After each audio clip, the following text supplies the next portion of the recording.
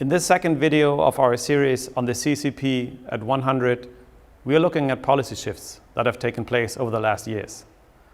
Under Xi Jinping, the party state has become more assertive and more centralized in the way it governs China.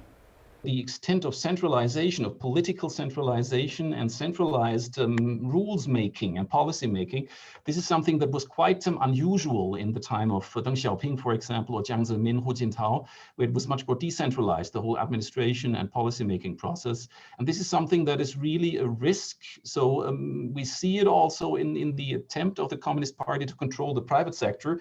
It's becoming more rigid. It's becoming more kind of ideological also now, that the Communist Party is trying to push its own values, its own kind of orientations, to even into the private sector, into the society. So this is something that in terms of political and ideological rigidity might be a risk for China.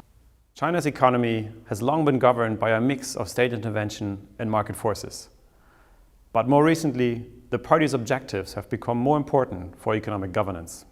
If in the period from the early 1980s into the mid or late 2000s, the view of economic growth and the economic system was essentially about expanding the pie, building aggregate material wealth. Now the paradigm is Xi Jinping has purpose, direction of where he wants the economy to go that is significantly more defined than any previous leadership. And indeed, I would say even compared to the early Xi Jinping period. This is driven by Beijing's own diagnosis of what the economy needs to get through the next decade. And I think this is clearly going to be the most challenging decade Beijing has confronted since the death of Mao.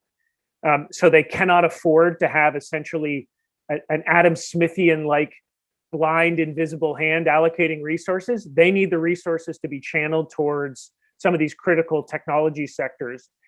And also because of the international environment is, in their own words, becoming hostile, such that, again, they cannot allow the blind market forces to be determining where Chinese corporates and investment and outward investment go. This really needs to be guided, steered towards certain predefined outcomes.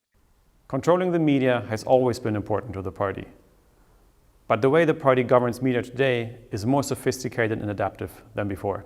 Shifts in the media governance, I think, are quite significant, but there are also continuities. So I think it's important to kind of highlight both. When it comes to shifts, there are significant ways in which control has been exaggerated or kind of expanded, one could say, or in different areas, from internet governance to traditional media to ideological work that's now, increasingly part of kind of journalistic profession. There are more and more kind of modes of control that I think have been expanded under President Xi.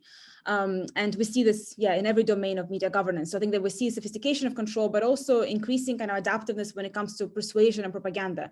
So it's often kind of the focus of our discussion in Western media and policy communities is about censorship, right? Control, surveillance.